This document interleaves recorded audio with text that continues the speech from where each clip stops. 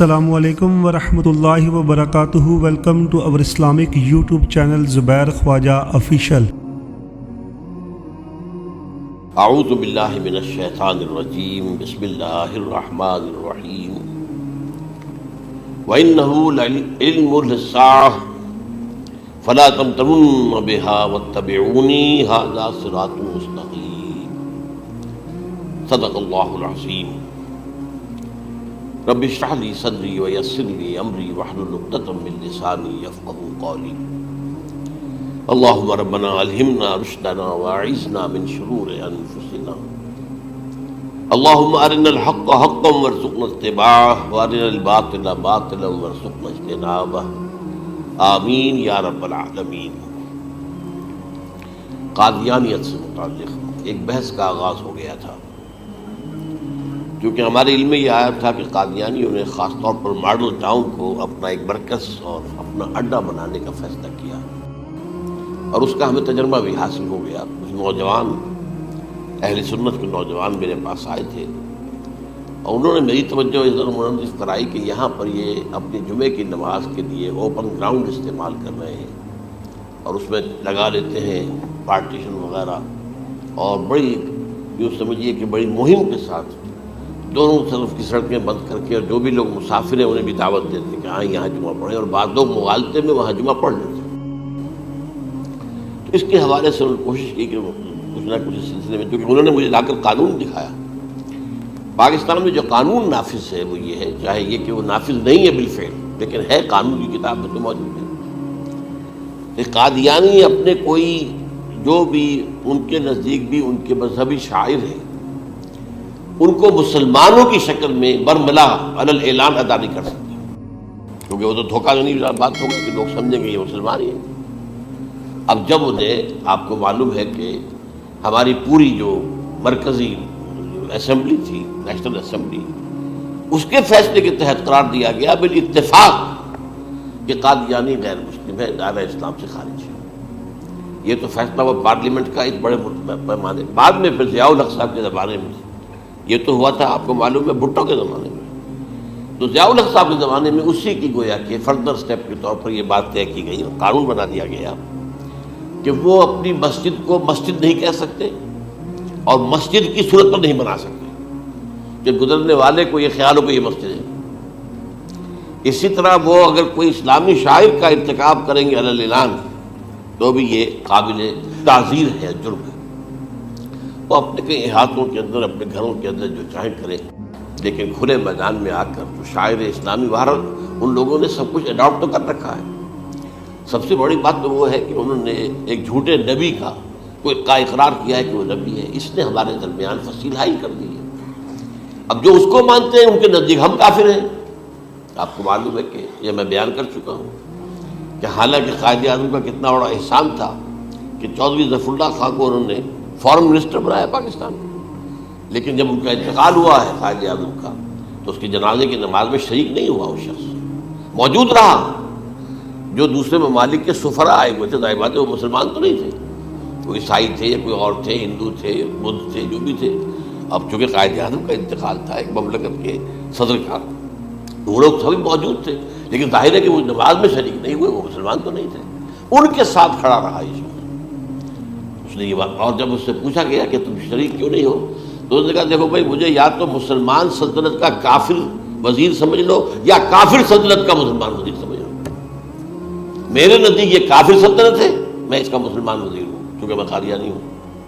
اب تمہارے نزدیک یہ اسلامی مملکت ہے تو میں کافر ہوں، پھر میں اس کی نماز نہیں پڑھوں۔ تو بہرحال ان چیزوں کی وجہ سے جو دھوکہ دینے والا معاملہ ہو گیا، نہ کوئی اور لوگ ہوں یہاں پہ، ہمیں ان سے تعارض نہیں ہے، عیسائی بھی ہیں، اپنی تبلیغ کرتے ہیں، کوئی خلاف ان کے رد عمل نہیں ہوتا، الا یہ کہ کہیں یہ واقعہ پیش آ جائے یا کوئی یعنی خام خواہ کو شوشہ کوئی شرارتی لوگ اٹھا دیں کہ انہوں نے قرآن کی یہ جو ہے بے حرمتی کی ہے، تو یہ تو پھر تحقیق سے معلوم ہو سکتا ہے کہ وہ شرارتی لوگ اٹھا دیں کہ انہوں نے قرآن کی یہ جو ہے بے حرمتی کی ہے، تو یہ تو پھر تحقیق سے معلوم ہو سکتا ہے کہ واقعہ کی تھی کہ نہیں کی تھی۔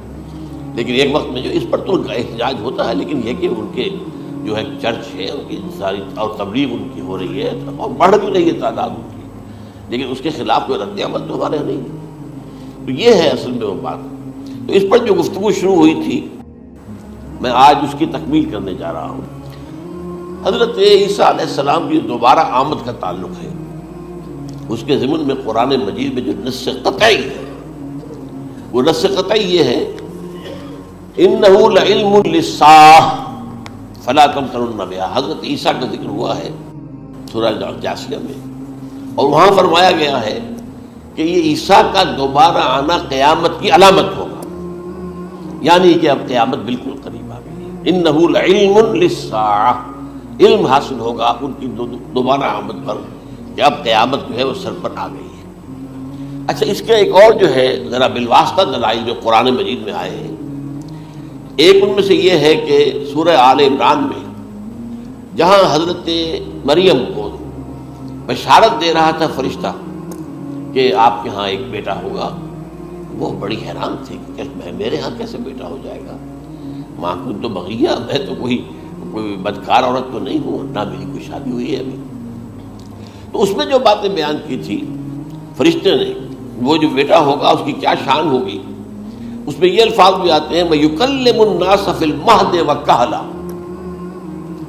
وہ باتیں کرے گا، لوگوں سے گفتگو کرے گا جبکہ وہ پنجھوڑے میں ہوگا، بچہ ہوگا، گود میں ہوگا، اور کہل کے وقت، کہل کہتے ہیں جب آدمی عمر میں جو ہے 40-45 کا کسی بھی اوپر ہو جائے، آپ پہلے طفل کہتے ہیں پھر جوان کہتے ہیں، عربی زبان میں شاب کا لفظ آتا ہے، بہت جوان، بڑی اچھی صحت میں ہے، اس کے بعد پھر ظاہر بات ہے ڈلوان شروع ہوتی ہے، یہ کہل ہے۔ جب بڑھاپے کے آثار شروع ہوتے ہیں، بال سفید ہونے شروع ہوتے ہیں، تو یہ کہل قبول۔ اب سوال یہ ہے اس گھوڑے میں بات کر دیں، یہ تو معجزہ ہے، لہذا اس کا ذکر یہاں پر مناسب ہے۔ یہ بڑے ہو کر بات کرنے کی کیا ضرورت تھی کہنے کی، وہ تو سبھی کرتے ہیں انسان، یہ اسی لیے کہ معلوم ہو کہ کہولت بھی انہیں آئے گی۔ آپ حالانکہ آپ کو معلوم ہے سب مانتے ہیں، عیسائی بھی مانتے ہیں، سب مانتے ہیں، 33 برس کی عمر میں انہیں اٹھا لیا گیا، اس دور میں تو کہولت آئی نہیں، اس لیے قرآن ذکر کر رہا ہے۔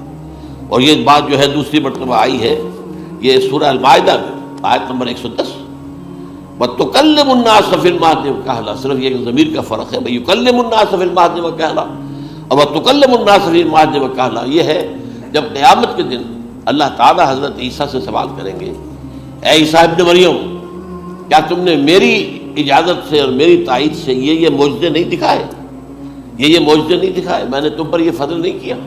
اور یہ گویا کہ بالواسطہ عیسیٰ کے ماننے والوں سے خطاب ہے کہ اللہ تعالیٰ کے کتنے بڑے بڑے احسان ہوئے، اور اسی میں تم بات کرتے تھے لوگوں سے پنگھوڑے کے اندر بھی اور کہولت کی عمر میں بھی، تو یہ کہولت کی عمر کب آئی؟ حضرت عیسیٰ علیہ السلام۔ تو اس کے بغیر تو ممکن ہی نہیں ہے کہ وہ دوبارہ دنیا میں آئیں، پھر ان کے اوپر وہ عمر آئے اور اس عمر کے اندر بھی وہ بات کریں گے۔ تو یہ میرے نزدیک قرآن مجید کے اندر دلائل ہیں اس چیز کے کہ حضرت عیسیٰ علیہ السلام کی دوبارہ جو ہے آمد ہوگی۔ اب اس ضمن میں چاہتا ہوں کہ آج خاص طور پر جو الساعہ کی اور جو علامتیں قرآن میں آئی ہیں، یہ ضمنی مضمون ہو جائے گا، لیکن بہرحال یہ بھی ایک معلوماتی مضمون ہے کہ ایک تو یہ قیامت کی بڑی نشانیوں میں سے حضرت عیسیٰ کا دوبارہ آنا، اور کیا کیا جو ہے واقع بیان ہوئی ہیں وہ ذرا غور سے سن لیجیے۔ پہلی بات میں نے ہلکا سا حوالہ دیا تھا، ہم تو ایک لفظ قیامت بولتے ہیں، وہ قیامت جو ہے اتنا ہمارے نزدیک جامع لفظ ہے کہ جس میں وہ بھی جو زلزلۃ الصاع آئے گا وہ بھی ہے، پھر جو نفخ روح نفخ ساق ہوگا وہ بھی ہے، لیکن قرآن مجید سے معلوم ہوتا ہے کہ یہ الساعہ ہے، وہ گھڑی جس دن کے یہاں قیامت برپا ہوگی، زلزلہ آئے گا، شدید ترین حالات آئیں گے، فوری طور پر تمام انسان مر نہیں جائیں گے۔ جو ہے اس کا نقشہ جو کھینچا گیا ہے، یا ایھا الناس اتقوا ربکم ان زلزلۃ الساعۃ شیء عظیم یوم ترونها تذہل کل مرضعۃ عما ارضعت وتضع کل ذات حمل حملها وتری الناس سکارى وما هم بسکارى ولکن عذاب اللہ شدید۔ اے لوگوں ڈرو، اللہ کا تقوی اختیار کرو، اس لیے کہ قیامت کا زلزلہ بہت سخت شے ہے، بہت بھاری شے ہے۔ ان زلزلۃ الساعۃ شیء عظیم، جب پہاڑ چل رہے ہوں گے اور جو ہے انسان جو ہیں گے وہ جس طرح پروانے ہوتے ہیں، پتنگے ہوتے ہیں، ایسے اڑ رہے ہوں گے انسان، اور اس میں یہ بھی حال ہوگا کہ لوگ جو ہے ہر جو دودھ پلانے والی ہے وہ اپنے بچے کو بھول جائے گی، ظاہر بات ہے کہ اپنی پڑی ہوئی ہے مصیبت، حالانکہ سب سے زیادہ محبوب ترین شے دنیا میں دنیا میں اس سے اونچی محبت نہیں ہو سکتی جو ماں کو اپنے دودھ پیتے بچے سے ہوتی ہے، انہیں بھول جائے تذہب کل مرضعۃ عما ارضعت، اور تمہیں ایسا محسوس ہوگا کہ لوگ کسی نشے کی کیفیت میں ہیں، یعنی وہ بدحواش ہیں، وہ بدحواس ہو گئے، لیکن یہ کہ وما هم بسکارى، اور وہ مدہوش نہیں ہوں گے، ولکن عذاب اللہ شدید۔ تو یہ ہے زلزلۃ الساعہ، وہ ایک خاص وقت جو ہے، ایک خاص گھڑی جس میں کہ یہ ہونا ہے۔ اس کے علاوہ قرآن مجید میں القارعہ، القارعہ والقارعہ وما ادراک ما القارعہ، یوم یکون الناس کالفراش المبثوث وتکون الجبال کالعہن المنفوش۔ اب یہ کیا ہے؟ یہ نقشہ قیامت، یہ وہی ہے الساعہ، القارعہ الساعہ۔ اسی کے ساتھ قرآن میں آتا ہے الواقعہ، اذا وقعت الواقعۃ لیس لوقعتها کاذبہ، یہ خافضۃ رافضہ، یہ الفاظ سورہ واقعہ میں ہے۔ اسی طریقے سے اور جو الحاقہ ما الحاقہ وما ادراک ما الحاقہ، یہ تمام جو الفاظ قرآن مجید میں آئے ہیں یہ آئے ہیں الساعہ کے لیے، قیامت کے لیے نہیں۔ قیامت میں بعد میں بتاؤں گا آپ کو۔ چنانچہ 3 نفخے ہیں جو قرآن سے ثابت، نفخ فی الصور، اور اس نفخ فی الصور کا یہ عالم ہوگا یوم ینفخ فی الصور ففزع من فی السماوات ومن فی الارض الا من شاء اللہ، جس دن پھونکا جائے گا سور میں، اور اس وقت صورتحال یہ ہو جائے گی کہ جو بھی آسمانوں میں ہے زمین میں ہے سخت پریشانی اور سخت پشیمانی اور ایک طرح کی مرعوبیت اور خائف ہو کر رہ جائیں گے، الا ان کے کہ جن کو اللہ چاہے، اس کے کوئی ملائکہ مقربین ہوں گے، من فی السماوات ومن فی الارض ہے، اس کے ساتھ یہ کہہ دیا گیا ہے، لیکن یہ باقی پورے لوگوں کے اوپر، پوری مخلوقات کے اوپر ایک جو ہے گھبراہٹ کی کیفیت طاری ہو جائے گی۔ تو یہ ہے پہلا فضا۔ دوسرا فضا کیا ہے؟ فضا صعق، صعق کہتے ہیں آدمی کا بے ہوش ہو جانا۔ یہ دوسری مرتبہ جب سور پھونکا جائے گا، وَنُفِخَ فِي الصُّورِ فَصَعِقَ مَن فِي السَّمَاوَاتِ وَمَن فِي الْأَرْضِ إِلَّا مَا شَاءَ اللَّهُ، یہ ہے کہ اس کے بعد وہ سب کے اوپر موت طاری ہو جائے گی۔ یہ دوسرے سور پھونکے جانے کے بعد ہے۔ پھر ثُمَّ نُفِخَ فِيهِ أُخْرَى، پھر ایک مرتبہ اور پھونک ماری جائے گی، یہ تیسرا ہو رہا ہے۔ فَإِذَا هُمْ قِيَامٌ يَنظُرُونَ، تو اچانک سب کے سب کھڑے ہوں گے اللہ کی طرف دیکھتے ہوئے۔ اب یہ جو ہے یہ ہے یوم القیامہ، قام یقوم قیامتاً، کھڑا ہونا، کیونکہ اس دن یوم یقوم الناس لرب العالمین، جس دن کے تمام انسان جو ہے کھڑے ہو جائیں گے اپنے رب کے حضور میں، جس کا نقشہ کھینچا گیا ہے اذا دکت الارض دکا دکا وجاء ربک والملک صفا صفا۔ تو یہ سب کے سب انسان بھی جو ہے موجود ہوں گے، فرشتے صفے باندھے ہوئے ہوں گے، اور اللہ تعالیٰ جو ہے اپنے خاص عرش کے ساتھ یحمل عرشہ ثمانیہ، 8 فرشتے اس عرش کو اٹھائے ہوئے ہوں گے، جبکہ یہ آسمان پھٹے گا اور اس روئے ارضی پر اللہ تعالیٰ کا نزول ہوگا۔ یہ جو ہے ہمارا یوم القیامہ یہاں ہے، یوم القیامہ ہی میں جو فیصلے ہونے یہاں ہونے، قصہ زمین برسر زمین، جو نیکیاں تم نے یہاں کمائی ہیں یا جو بدیاں تم نے یہاں جن کا ارتکاب کیا کا فیصلہ یہاں ہوگا۔ اس کے بعد واللہ عالم کچھ اور بھی چیزیں ہیں، لیکن یہ کہ وہ سب عام طور پر لوگوں کے علم میں نہیں ہے۔ میں نہیں چاہتا کہ خام خواہ کسی نئی بات سے کوئی جو ہے ذہنوں کے اندر کوئی ایک تشکیک پیدا ہو جائے، شبہات پیدا ہو جائے، لیکن یہ چیزیں جو میں نے آپ سرچ کی از قرآن ثابت ہے، اسی زمین پر اترنا ہے۔ وجاء ربک والملک صفا صفا، یہ سب کے سب آئیں گے، اور ملائکہ، اور اس کے علاوہ جو ہے دوسرے مقامات پر اس کا نقشہ کھینچا گیا ہے۔ سورۃ الحاقہ کے اندر ہے، اللہ کا عرش جو ہے 8 فرشتے اٹھائے ہوئے نیچے اتریں گے۔ تو یہ تمام چیزیں قرآن مجید میں مذکور ہیں، اور یوم القیامہ یہی ہوگا، لیکن وہ ہے یوم القیامہ، ہم قیامت کہتے ہیں اس کو جس کو قرآن کہتا ہے الساعہ، الزلزلہ، الحاقہ، القارعہ، الواقعہ۔ یہ ہے در حقیقت جو پہلا معاملہ ہے کہ اس کے اندر جو ہے فضا ہو جائے۔ اب دیکھیے جو علامات قیامت احادیث میں آئی ہیں وہ میں آج آپ کو سنا رہا ہوں۔ ان کو 2 حصوں میں تقسیم کیا جاتا ہے، علامات صغریٰ، علامات کبریٰ۔ چھوٹی نشانیاں جو درجہ بدرجہ درجہ بدرجہ درجہ بدرجہ سامنے آئیں گی۔ ایک ہے بالکل قیامت سے متصل قبل بڑے جو خرق عادت واقعات ہوں گے وہ آئیں گے۔ اچھا، پہلی چیز کے سلسلے میں حضرت انس رضی اللہ تعالیٰ عنہ سے یہ مروی ہے، اور یہ حدیث متفق علیہ ہے۔ پہلی علامت حضور نے بیان کی قیامت کی علامات میں سے اب میں لفظ قیامت اسی معنی میں بول رہا ہوں جس میں کہ ہم عام طور پر بولتے ہیں. آپ نے فرمایا علم اٹھا لیا جائے گا، جہالت کا دور ہوگا. اب یہ کون سا علم اٹھایا جائے گا؟ سائنس کا علم نہیں، دین کا علم. آج تو ساری قدر و قیمت جو ہے جس کے لیے دوڑتے ہیں لوگ لاکھوں روپے کی فیسیں دے کر، MBA ہو رہے ہیں، یہ جو ہے اکاؤنٹنسی کا پاس کر رہے ہیں، یہ CA کر لیا ہے، یہ کوئی اور جو ہے فزکس میں کہیں کیمسٹری میں ڈاکٹریٹ کر لی ہے، ڈاکٹر بن جائے تو کیا ہی کہہ رہے ہیں. اس لیے کہ بڑی چیز جو پاکستان سے ایکسپورٹ ہوتی ہے وہ ڈاکٹر ہیں. اس جو اتنے بڑے پیمانے پر جو کالج کھلے ہوئے، 3 لاکھ روپے ایک سال کی فیس، 5 لاکھ روپے ایک سال کی فیس، یہ کیوں لیتے ہیں اور کیوں لوگ دیتے ہیں؟ کہ موقع مل جاتا ہے MBBS کر کے. امریکہ کے اندر بھی ڈیمانڈ ہے، ان کے ہاں ڈاکٹر جو ہیں جتنے ہونے چاہیے نہیں ہے، لہذا اور بھی بہت سی جگہوں پر ڈیمانڈ ہے. تو جس چیز کی مارکیٹ میں ڈیمانڈ ہے وہ علم ہے. آج علم کمپیوٹر کا علم ہے یہ. حالانکہ ان میں سے کسی کے اوپر لفظ علم کا اطلاق میرے نزدیک غلط ہے، جہالت ہے. علم وہ ہے جو ذہن کو جلا دے، جو سوچ کو جلا دے، روشنی پیدا کرے، دماغی روشنی، وسعت دے، انسان کے فکر کو وسعت دے، اس کے ذہنی جو افق ہے اس کو وسیع کرے. علم تو وہ ہے جو حقیقت کے کیا علم بھی اسے عطا فرمائے. قرآن ہے، حدیث ہے، باقی اور چیزیں جو اس سلسلے میں آ سکتی ہیں وہ ہے کہ جو قرآن اور حدیث کی سمجھنے میں مومن ہوں اور زیادہ جو ہے اس کے تک فہم کو آسان کر دیں. لیکن یہ کہ فرمایا علم اٹھا لیا جائے گا، جہالت کو فروغ ہوگا. ظاہر بات ہے ایک ہی بات ہوئی ہے. دوسرے نمبر پہ یہ کہ جہالت کو فروغ ہوگا. نمبر 3 زنا کثرت سے ہوگا. نمبر 4 شراب نوشی عام ہو جائے گی. نمبر 5 عورتوں کی تعداد بہت زیادہ ہو جائے گی، مردوں کی تعداد کم ہو جائے گی. یہاں تک کہ 50 عورتوں کا خیر خبر کرنے والا، کوئی نگرانی کرنے والا، وہ ایک مرد. اچھا یہ تو ہے ایک حدیث کہ میں نے آپ کو بیان کر دی، متفق علیہ. یہ بخاری اور مسلم دونوں میں ہے.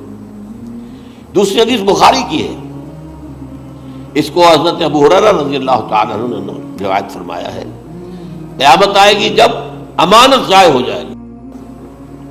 آج ہمارے ہاں امانت کے ضائع ہونے کا جو نقشہ ہے شاید پوری دنیا میں کہیں اور نہیں. جس طرح کے غبن یہاں ہوتے ہیں، جس طرح کک بیکس جو ہے وہ لیے جاتے ہیں. اس غریب یعنی قوم غریب ہے لیکن یہاں وہ امیر بہت بڑے بڑے لوگ ہیں. وہ تو دنیا بھر کے ٹاپ کے امیروں کے اندر ان کا شمار ہو جائے گا. لیکن یہ کہ یہ سب امیر کیسے بنے گی؟ غبن بلین $1 کا. اب تو اس سے کم کی تو بات ہی نہیں ہوتی. فلاں نے اتنے بلین جو ہے پیسے اپنا جو ہے قرضہ معاف کرا لیا. بھائی کس نے کیا، کون کرتا ہے معاف؟ یہ کسی کے باپ کی جاگیر ہے. یہ پیسہ بینک کے اندر حکومت کا ہے کہ حکومت کو اختیار ہو گیا رائٹ آف کر دے ان کے جو ہے ان کی جائیدادیں کرو ضبط. لیکن ہوتا کیا ہے، بینک آفیسر بے ایمان ہے. وہ کہتا تھا 1 کروڑ کا قرضہ لے جاؤ، 10 لاکھ مجھے دے جاؤ، چاہے تم میرے پاس کوئی ڈاکومنٹ جو ہے ایسے نہیں دے سکتے. حالانکہ ہونا چاہیے. اتنا بڑا قرضہ لے رہے ہو تو ڈاکومنٹس یہاں پر ہمارے سامنے لاؤ کہ اگر تم نہ دے سکو تو ہم ان ڈاکومنٹس کے ذریعے سے تمہاری جائیداد، تمہاری کوئی جاگیر، تمہاری کوئی اور چیز کو قبضہ کریں. جب وہ وقت آتا ہے دیکھتے تو یہ ڈاکومنٹس ہی فیک ہیں. اللہ خرچ کیا کرے گا کوئی؟ بینک کا باپ بھی واپس نہیں لے سکتا. اور یہ سب کس کی بے ایمانی ہے؟ وہ جو بیٹھا ہوا بینک مینیجر، سارا سودا اس نے ماں باندھا کہ 1 کروڑ ہے نا، 10 لاکھ مجھے جو 90 تم لے جاؤ. باقی یہ کہ ٹھیک ہے میں تمہارے جو ڈاکومنٹس تم پیش کرے اس میں کوئی اعتراض نہیں کرتا، بس جاؤ. اور نمبر 2 حکومت نااہلوں کے سپرد ہو جائے گی. یہ ہے امام بخاری کی روایت کردہ روایت جو حضرت ابو ہریرہ سے. مسلم شریف میں ابو ہریرہ رضی اللہ تعالیٰ عنہ سے ایک اور روایت ہے، مال عام ہو جائے گا یہاں تک کہ زکوٰۃ قبول کرنے والا کوئی نہ ہوگا. یہ بات وہ ہے جو آج سعودی عرب اور UAE کے اندر آپ کثرت سے دیکھ سکتے ہیں. دولت جو ہے وہ ریل پیل. ابھی تھوڑا سا آیا ہے معاملہ خاص طور پر دبئی میں، کیونکہ وہاں بہت زیادہ کنسٹرکشن ہو رہی تھی. تو پوری دنیا میں آپ کو معلوم ہے کہ جو ریئل اسٹیٹ کہلاتا ہے اس کا ہاتھ بہت پتلا ہے. لیکن وہاں کے دولت تو ریل پیل ہے ہر جگہ پر. اور سب سے اہم متفق علیہ روایت. متفق علیہ کیا؟ وہ تو حضرت عمر سے بھی مروی ہے، ابن عمر سے بھی مروی ہے، ابن عباس سے بھی مروی ہے، ابو ہریرہ سے بھی مروی ہے، عبداللہ ابن مسعود سے بھی مروی ہے رضی اللہ تعالیٰ عنہ اجمعین. اور یہ وہ حدیث ہے جسے کہا گیا حدیث جبرائیل، جسے ام السنہ بھی کہا گیا. اس میں جو آخری سوال کیا حضرت جبرائیل نے حضور سے چوتھا، پہلا یہ تھا کہ اسلام کیا ہے مجھے بتائیے، ایمان کیا ہے اس کی حقیقت کیا ہے یہ مجھے بتائیے، تیسرا احسان کیا ہے یہ بتائیے، چوتھا یہ قیامت کے بارے میں بتائیے کب ہوگی۔ حضور نے فرمایا کہ اس کے بارے میں جس سے سوال کیا جا رہا ہے وہ اس سے زیادہ نہیں جانتا جو کہ سوال کر رہا ہے۔ اب اس کے کئی مفہوم ہو سکتے ہیں کہ بہرحال یا تو حضرت، کیونکہ بعد میں معلوم ہوا کہ حضور نے پہچانا نہیں کہ یہ جبرائیل ہے، بلکہ جب سوال جواب ہو کر وہ چلا گیا شخص تو اچانک حضور کے ساتھ ذرا ردو ہو ہی لیا، ذرا بلانا اس کو، دوبارہ لانا۔ اب جو دیکھا کہ یہ وجود ہی نہیں اس کا، آسمان نے اس کو اچک لیا، زمین نے نگل لیا، کیا ہوا ہے؟ پھر آپ نے یہ جبرائیل تھے جو تمہیں تمہارا دین سکھانے آئے تھے، جبکہ تم سوال نہیں کر رہے ہو۔ یہ بڑے بیسک کوسچن تھے، اس لیے کہ دنیا کے ہمارا نظام اسلام پر ہے، ایمان پر نہیں ہے، اس لیے کہ ایمان کو ویریفائی کر ہی نہیں سکتے۔ کیسے پتا ہوگا اس میں ایمان ہے یا نہیں ہے؟ کوئی آلہ نہیں ہے، کوئی الیکٹرو کارڈیوگرام ابھی تک ایسا نہیں ہے، کوئی جو ہے اور جو طریقے چل رہے ہیں وہ تو ان کے ذریعے سے یہ تو نہیں معلوم ہو سکتا ایمان ہے کہ نہیں۔ لہذا یہاں کا سارا نظام اسلام پر ہے، شہادت اللہ الہ الا اللہ وان محمد رسول اللہ، پھر ایک نظام بنا لیا، اقام الصلاۃ و ایتاء الزکوٰۃ و صوم رمضان و حج البیت۔ اس میں بھی یہ ہے کہ اگر کوئی نماز کو نہیں مانتا تو کافر ہوگا، لیکن نماز پڑھتا نہیں ہے تو کافر نہیں ہے، فاسق ہے، فاجر ہے، گناہ گار ہے، کمزور مسلمان ہے۔ اس طرح زکوٰۃ کا منکر ہو جائے گا تو وہ کافر ہوگا، لیکن زکوٰۃ دے نہیں رہا ہے تو یہ گویا کہ گناہ گاری ہے، کمزوری ہے۔ تو اس حوالے سے نوٹ کر دیجئے کہ یہاں کا دنیا کا سارا اسلامی نظام اور سارا کانسٹیٹیوشنل اور لیگل سسٹم جو ہے اسلام کا، وہ اقرار باللسان پر ہے، ایمان ہے وہ کہ جس کی بنیاد پر وہاں فیصلے ہوں گے۔ یہاں کوئی شخص مسلمانوں کا بڑا لیڈر ہے، بڑا علامہ ہے، بڑی اس کی قدر و منزلت ہے، اس کے ہاتھ چومے جا رہے ہیں، پاؤں چومے جا رہے ہیں، ہو سکتا ہے وہاں کہا جائے دفع ہو جاؤ، تمہارے دل میں ایمان نہیں تھا، تم نے یہ سب کچھ کیا تھا اس لیے کہ کہا جائے کہ بڑے عالم ہو، اور یہ کہا جا چکا فقط قیلا، اب یہاں کچھ نہیں ہے تمہارے پاس۔ پھر فرشتوں کو حکم ہوگا کہ اس کو گھسیٹتے ہوئے جہنم میں ڈال دیں۔ تین باتیں بیان کیا آپ نے، یہی حشر اس کا ہوگا مالدار کا، اللہ پوچھے گا میں نے تمہیں بہت مال دیا، تم نے کیا کیا؟ وہ کچھ گنوانا شروع کرے گا، اللہ فرمائے گا جھوٹ بول رہا، ادب تھا، تم نے یہ خیرات و صدقات اس لیے کیے تھے کہ تمہاری سخاوت کے ڈنکے بج جائے، تعریفیں کی جائے، وہ کی جا چکی ہے، دنیا میں ڈنکا بج گیا، یہاں کچھ نہیں، وہ نیت دل میں کچھ اور تھی تمہارے۔ میں لیس البر ان تولوا وجوہکم والا قرآن مجید کا سبق ہمارا منتخب نصاب کا نمبر 2 بڑی تفصیل سے بیان کیا۔ یہی معاملہ ہوگا اس عالم کا، اللہ فرمائے گا میں نے تمہیں علم دیا، تم نے، وہ کہے گا میں نے علم پھیلایا لوگوں میں ہدایت کی، جھوٹ بول رہے ہیں، تم نے تو صرف اس لیے کیا تھا، تمہاری نیت کیا تھی کہ بڑا عالم شخص ہے، بڑا فاضل شخص ہے، تو یہ سب کہا جا چکا۔ تو وہاں کا معاملہ جو ہے وہ اسلام پر نہیں ہے۔ یا آپ دکھائیں گے دیکھیے یہ میرا آئیڈینٹی کارڈ، اس پہ اسلام میرا مذہب لکھا ہوا ہے، یا یہ میرا پاسپورٹ ہے، آئیڈینٹیفیکیشن کے لیے دنیا میں عام طور پر یہ چیزیں ہوتی ہیں، کوئی تعلق، آخرت کا معاملہ کسی اور شے پر ہے۔ وہ تو ایمان دل میں ہے، اور تمہارے تمام جو حرکات ہیں، اعمال ہیں، ان سب کے اندر جب تک کہ اصل جو قوت متحرکہ ہے وہ اللہ کی محبت نہ بن جائے، اخلاص للہ، بحب اللہ للہ، اور یہ کہ یہ تمام چیزیں جیسا کہ فرمایا، ایک حدیث بڑی پیاری ہے، ایمان کی تکمیل کی علامت کیا ہے؟ فرمایا من احب للہ وابغض للہ ومنع للہ واعطى للہ فقد استکمل الایمان۔ جس شخص کے نے محبت جس سے بھی کی، اللہ کے لیے کی، اپنے مفادات کے لیے نہیں، رشتہ داری کی بنیاد پر نہیں، محبت اوپر ہو جائے، رشتہ دار کا حق ہے دو، بیوی کے حقوق ہیں دو، لیکن محبت یہ اللہ کے لیے ہو کہ فلاں شخص سے مجھے محبت اللہ کے لیے، اور اگر نفرت رکھی تو اللہ کی وجہ سے رکھی، اس لیے رکھی کہ وہ اللہ کے دین سے دور ہے، وہ اللہ کے راستے پر نہیں آ رہا ہے، وہ فسق و فجور کی جو ہے زندگی کو آ رہا۔ اس میں بھی یہ ہے کہ یہ نہیں ہے تعلق قطع کر لو، تعلق قطع کرو گے تو تبلیغ اور اصلاح کا موقع کہاں رہے گا، لیکن دلی محبت نہیں ہوگی اس میں۔ تو اگر محبت ہے تو اللہ کے لیے، اور نفرت ہے تو اللہ کے لیے، اور کسی کو کچھ دیا ہے تو اس لیے کہ اللہ کا حکم ہے کہ دوں، اور کسی سے کچھ روکا ہے تو اس لیے کہ اللہ کا حکم ہے کہ روکو، اس کو نہیں دینا ہے۔ فقد استکمل الایمان، تو اس شخص نے ایمان کی تکمیل کر لی۔ یہ ہے اصل جو ڈیسائیڈنگ فیکٹر ہے، وہ یہ ہے۔ اور اس ایمان کی پہلی علامت کیا ہے؟ کیسے معلوم ہو میرے اندر ایمان ہے؟ پہلی علامت سب سے کم تر درجے کا ایمان، اس میں فرمایا گیا اذا اساءت کا سیئۃ وحسنت کا حسنۃ فانت مومن، اگر کوئی اچھا کام کر کے خوشی ہو اور کوئی برا کام ہو جائے تو ملامت ہو، یہ کیا کر بیٹھا، یہ میں نے کیا کیا ہے، یہ مجھے نہیں کرنا چاہیے تھا، یہ اگر احساس ہے نیکی اور بدی کا تو تمہارے اندر ایمان ہے۔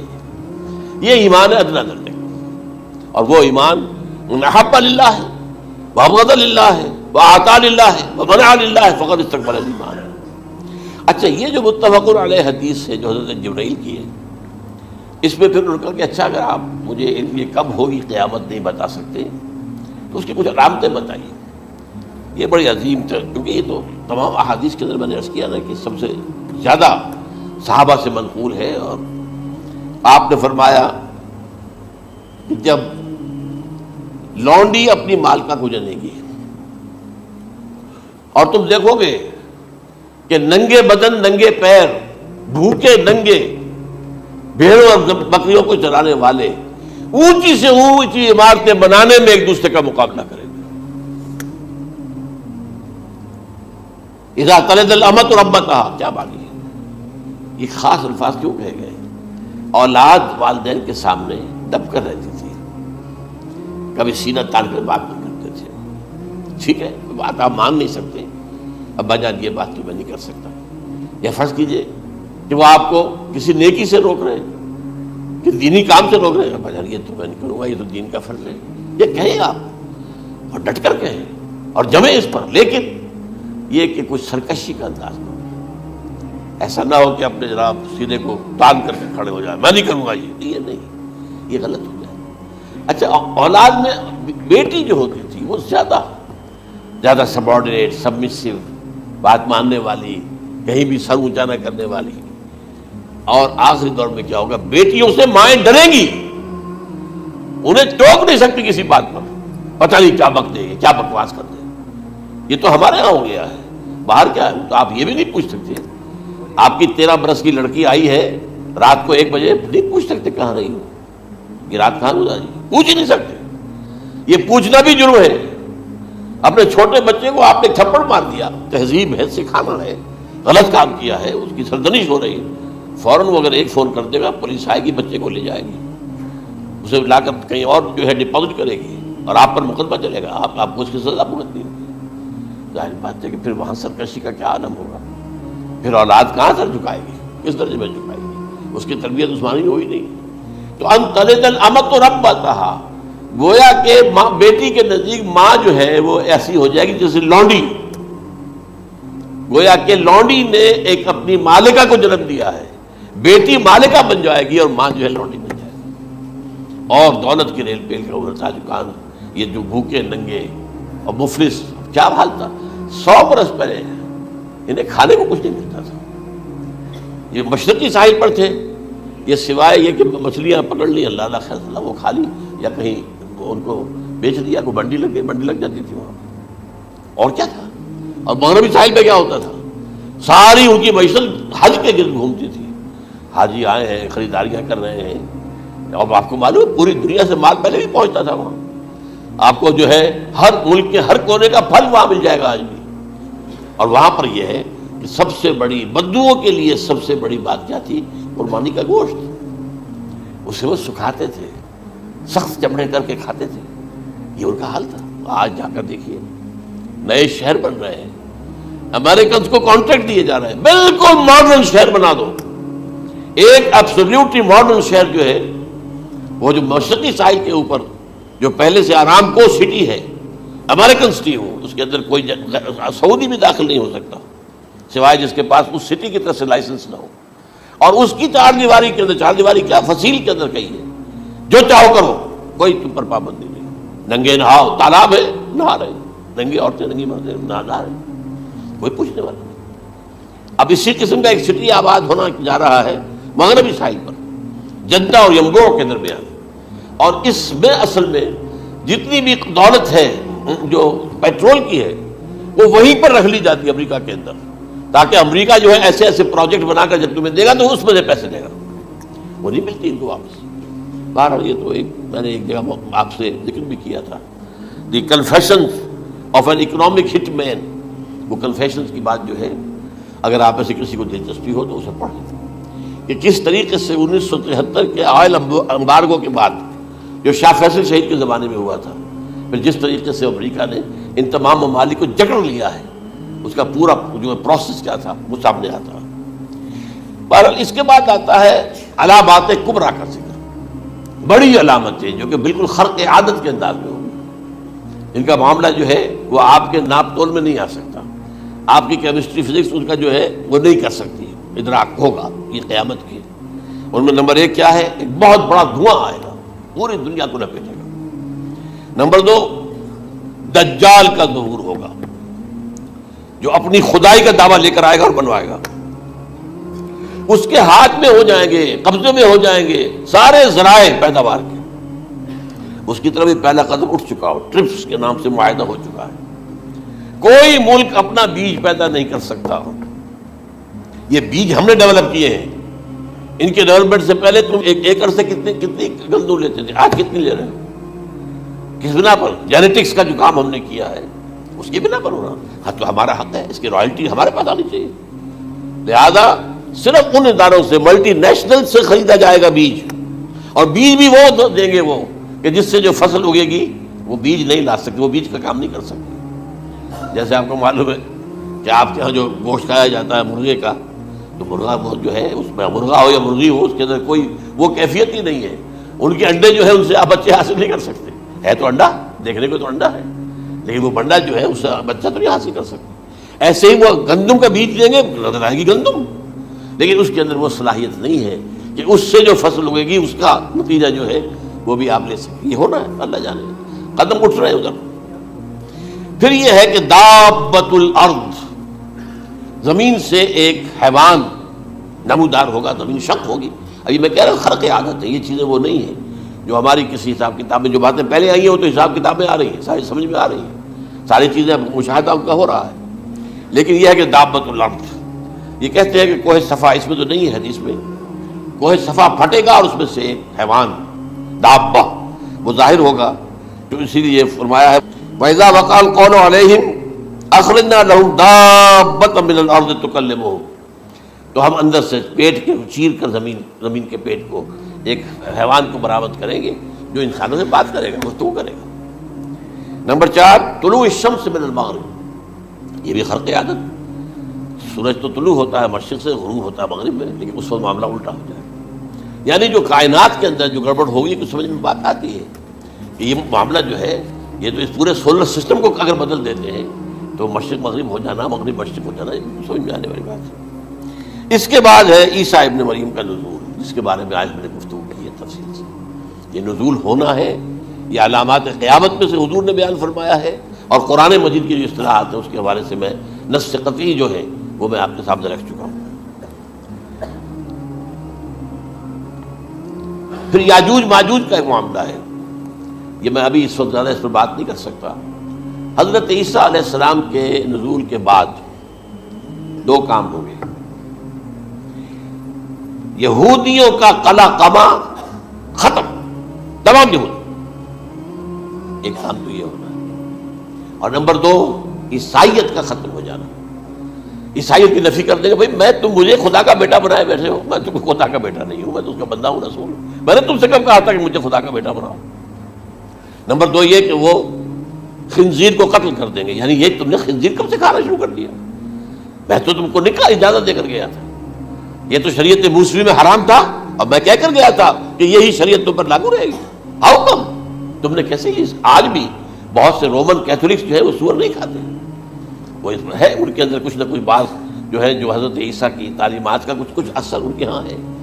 میں تو ایک مرتبہ، یہ 1971 کی بات ہے، 4-5 دن کے لیے برسلز میں رکا تھا، اس لیے کہ وہاں مجھے ایک صاحب نے خط لکھا تھا کہ وہاں ایک نوجوان ہے، ابھی اس میں ایمان لایا ہے، اور اس کے کچھ مسائل ہیں، ہم کوشش کر رہے ہیں کہ مسائل حل کریں. آپ بھی جا رہے ہیں، میں انگلینڈ جا رہا تھا تو واپسی پر آپ ان کے یہاں چند دن ٹھہرے. میں حیران ہوا. ویسے اس نے مجھے اپنے گھر ٹھہرایا نہیں، اس لیے کہ ماں باپ تو اس کے کرسچن تھے، اور پولیس کا چیف آفیسر اس کا باپ تھا، چیف آف پولیس فورس. اس نے مجھ سے ایک دن کھانے پہ بلایا، میں سے ہوٹل میں ٹھہرایا مجھے، اس نے کہا آپ اطمینان سے یہاں کھانا کھائیں، اس گھر میں نہ آج تک کوئی شراب کی بوند آئی ہے اور نہ ہی کوئی بوٹی آئی ہے سور کی۔ Roman Catholics. اب اکلوتا بیٹا تھا عبدالعزیز، نے بعد میں بیان رکھا، وان کینٹن اس کا نام تھا جو کہ اوریجنل تھا، پھر اس نے نام رکھا عبدالعزیز وان کینٹن، پرانا نام بھی باہر لگا۔ نہایت خوبصورت، 28 سال کی عمر تھی، اور اس وقت میں نے دیکھا تھا کہ اس کی فقہی معلومات جو ہے میری معلومات سے 10 گنا زیادہ۔ اس کی وجہ کیا ہے؟ وہ گیا تھا موراکو میں ایز اے ٹیچر، ملازمت کرنے، پیسہ کمانے، وہاں وہ مسلمانوں سے اس کا ہوا رفت ضبط ہوا، اسلام کی تعلیمات سامنے آئی، اسلام لے آیا۔ اب اکلوتا بیٹا ہے، اور ماں باپ جو ہے کرسچن کیتھولکس۔ جب وہاں سے واپس آیا تو پھر کہتے ہیں کہ ہمارے درمیان ایک معاہدہ ہے، وی آر لیونگ ٹوگیدر، لیکن یہ معاہدہ ہے ہم مذہب پہ بات نہیں کریں گے، بس باقی جو بھی ہے وہ ساتھ رہ رہے ہیں۔ لیکن میں حیران ہوا، مجھے معلوم نہیں تھا۔ اچھا، اس کے بعد اس نے جب اسلام کا فیصلہ کیا تو اس کے سامنے سوال آیا کون سی فقہ اختیار کروں؟ تو اس نے بڑی جو ہے تھورو اسٹڈی کی ہے تمام فقہوں کی، کمپیریٹو اسٹڈی، ان کو کرنے کے بعد پھر فائنل فیصلہ اس کا یہ تھا کہ حنبلی فقہ میں اختیار کروں۔ چاروں فقہوں میں سب سے لیٹسٹ حنبلی ہے، یعنی حنفی نمبر 1، پھر مالکی نمبر 2، پھر اس کے بعد شافعی نمبر 3، پھر یہ امام احمد ابن حنبل ہے۔ اور امام احمد ابن حنبل کے زمانے تک احادیث بہت بڑے پیمانے پر جمع ہو چکی تھی، جبکہ ابھی حضرت امام ابو حنیفہ کے زمانے میں کوئی اتنا زیادہ جو ہے حدیث کا ابھی ذخیرہ نہیں بنا تھا۔ اسی پر تو لوگ حیران ہوتے ہیں کہ زیادہ احادیث امام ابو حنیفہ کے علم میں نہیں تھی، لیکن مجال ہے کہ ان کا کوئی فتویٰ جو ہے کتاب و حدیث کے، کتاب و سنت کے خلاف ہو۔ اگرچہ انہوں نے صاف کہا کہ اگر تم پاؤ کوئی ایسی سچی حدیث، پختہ حدیث جو میری کسی رائے کے خلاف ہو تو میری رائے کو دیوار پر دے مارنا اور اس صحیح حدیث کا پیروی کرنا۔ لیکن ویسے اس کے بعد یہ کمال یہ ہے کہ بہت ہی کوئی شاذ معاملہ ہے کہ جس میں ان کا کوئی فتویٰ وہ کتاب و سنت کے منافی ہو یا سنت کے منافی ہو۔ کتاب میں تو سوال پیدا نہیں ہوتا، کتاب تو ساری ان کے سامنے موجود تھی۔ اس کے بعد یہ ہے کہ یاجوج ماجوج، جس میں بتا رہا تھا آپ کو کہ جب عیسائیت بھی ختم ہو گئی، یہود ویسے ختم ہو گئے، استیصال ہو گیا، جڑ کٹ گئی، اب عیسائیت گویا کہ اسلام میں ضم ہو گئی، عیسائیت مذہب ختم، یہودی خود ختم۔ اب یہ طاقت کتنی ہو جائے گی؟ تقریباً 2/3 دنیا آ گئی تمام۔ اب عیسائی 2 ارب کے قریب ہیں، 1 ارب 90 کروڑ ہوں گے، یا مسلمان بھی 1 کروڑ 50-60 لاکھ ہیں، دونوں کو جوڑ لیجیے کتنے ہو گئے؟ 6 ارب کل آبادی ہے۔ لیکن اس کے بعد آتا ہے یاجوج ماجوج کا خروج۔ یہ یاجوج ماجوج میرے نزدیک چائنا اور رشیا ہے، ان کی مجموعی طاقت اتنی ہوگی، اور یہ اس طرح آئیں گے ہر اونچائی پر سے اترتے ہوئے، پھسلتے ہوئے، جیسے 1962 میں جب وار ہوئی تھی بٹوین چائنا اینڈ انڈیا 1962 میں، تو وہ اس وقت کا نقشہ جو آج بھی اخبارات میں پڑھتا تھا تو یہاں waves after waves of Chinese soldiers were coming down the slopes of Himalayas۔ یہ تو وہ ہے نا جن کی تعداد کا کوئی حساب نہیں ہے، اور رشیا اور یہ مل کر جو ہے، میرا اندازہ یہ ہے کہ جب پہلے ملحمۃ العظمیٰ ہوگی وہ عیسائیوں اور مسلمانوں کے درمیان، اس وقت یہ دونوں پاورز نیوٹرل رہیں گی، لیکن غالباً یہ بات طے کر لیں گی کہ ویپنز آف ورلڈ جو ہے ماس ڈسٹرکشن، یہ استعمال مت کرنا۔ اگر یہ ویپنز آف ماس ڈسٹرکشن استعمال کرو گے تو ہم میدان میں آ جائیں گے۔ اس میں وہ جنگ جب ہو چکے گی، پھر حضرت عیسیٰ کو فتح حاصل ہو جائے گی، اور پھر یہ کہ یہودیت ختم ہو جائے گی، عیسائیت بطور مذہب ختم ہو کر اسلام میں ضم ہو جائے گا، پھر وہ 40 برس کا عہد حکومت ہے حضرت عیسیٰ علیہ السلام۔ لیکن جب یہ فتح ہو جائے گی ان پر، اب یاجوج ماجوج آئیں گے، اور اتنی تعداد میں آئیں گے کہ بحیرہ طبریہ جو ہے اس کا سارا پانی پی جائے گا۔ یہ تو اگر آپ کو کبھی اندازہ ہو یا کوئی آپ جانیں ان لوگوں کو جو ان چینیوں سے واقف ہیں، وہ کہتے ہیں زمین پر ہلتی ہوئی کوئی چیزوں سے وہ چوری چھوڑ کے کھا جائیں گے۔ جہاں وہ جاتے ہیں ایز اے لیبرر، وہاں کے جو سارے کتے ہیں ختم، ساری بلیاں ختم، ہر شے، وہ جو سانپ کھاتے ہیں، ہر چیز کھاتے ہیں، اور یہ تمام ایسٹرن کنٹریز کے اندر ہوتا ہے، بڑی ڈیلیشس ڈشز ہیں یہ سانپ وغیرہ وغیرہ، اور یہ جس طرح کھا جائے، پانی پی جائے، ایک قطرہ نہیں رہے گا اس پر۔ تو پھر جو ہے اللہ تعالیٰ اس وقت جو ہے اس میں ایک ایسی بیماری پیدا کرے گا، یہ سب مر جائے، یہ معجزے سے ہوگا. یعنی ان کے اوپر فتح جو ہے وہ عام لڑائی کے ذریعے سے نہیں ہوگی، بلکہ اس کے اوپر فتح جو ہوگی وہ اللہ تعالیٰ سے ہوگی. ایک بیماری پیدا ہوگی، سب مر جائے گی. اور اس کے بعد اللہ تعالیٰ ایسے پرندے بھیجے گا بڑی لمبی لمبی گردنوں والے، وہ ان سب کو کھا جائیں گے. جیسے ہمارے ہاں گدھ ہوتے ہیں وہ ان کو صاف کر دیں گے. ورنہ تو یہ ہے کہ پوری دنیا کے اندر جو بدبو اور جو پیدا ہوتا معاملہ اس سے، تو اس نوع انسانی کی بقا ممکن نہیں تھی. ان کے خاتمے کے بعد پھر یہ ہوگا کہ حکومت اسلامی جو ہے پوری دنیا میں حضرت مسیح علیہ السلام کی ہوگی. 45 برس وہ رہیں گے، اسی میں وہ کہلن بھی آ جائے گا. وہ فی المہد و کہلن جو میں نے شروع میں بیان کیا تھا، اسی میں پھر یہ ہے کہ وہ شادی بھی کریں گے، ان کی اولاد بھی ہوگی. اور پھر ان کا انتقال ہوگا تو حضرت حضور صلی اللہ علیہ وسلم کے حجرے میں، وہیں پر جہاں حضور اور ابو بکر اور عمر رضی اللہ تعالیٰ عنہ دفن، وہیں پہ ان کو دفن کیا جائے گا. اور قیامت کے دن حضور فرماتے ہیں کہ میں اور یہ تینوں ساتھ کریں گے. تو یہ ہے حالات و واقعات. بہرحال اس میں یہ ہے کہ یہ نوٹ کر لیجئے کہ جہاں تک ہمارے ہاں آج کل کا معاملہ ہے، میرے نزدیک میں یہ کہنے پر مجبور ہوں، جو رفع و نزول مسیح کو نہیں مانتا وہ کم سے کم منکر حدیث ضرور ہے. میں اس سے کم کا فتویٰ نہیں دے سکتا.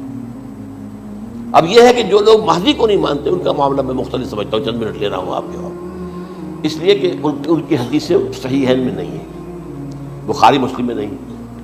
اور یہ کہ بہرحال ان کا معاملہ جو ہے وہ ایسا نہیں ہے حضرت عیسیٰ کا. حضرت عیسیٰ کے آنے کا جو کچھ ہوگا وہ تو میں نے آپ کے سامنے بیان کر دیا. لیکن یہ ہے کہ حضرت مہدی ہمارے نزدیک اس میں خرق عادت کوئی ہے ہی نہیں. جیسے ہر صدی کے مجدد ہوتے ہیں، آخری صدی کے مجدد وہ ہوں گے، اور میرے نزدیک یہی آخری صدی ہے اور اسی میں حضرت مہدی کا ظہور ہو جانا.